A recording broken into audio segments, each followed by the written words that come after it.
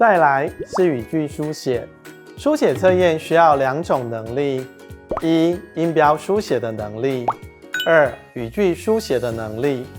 客语文字书写是使用客语汉字，从字、词、句、段落到篇章。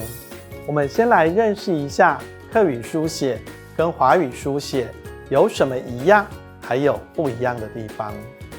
比如说词汇，我们可以分为以下4种来讲：一、客华相同；二、客华部分相同；三、客华相异；四、客华词序相反。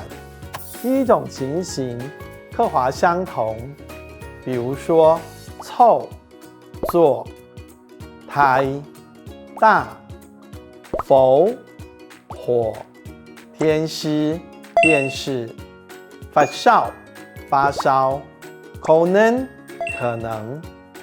大家看这些字词是不是完全一样呢？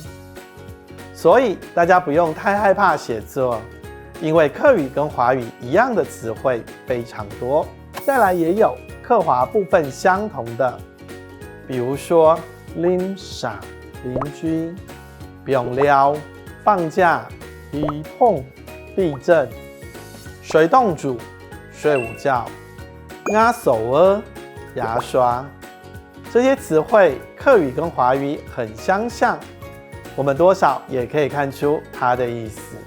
再来客华相异的情形，比如说粥、穿、气、新鲜、让尬、吵架、上分、陌生、很熟、帮忙、走下、厨房。这些词汇客语跟华语完全不一样，也可以说是客语的特征词。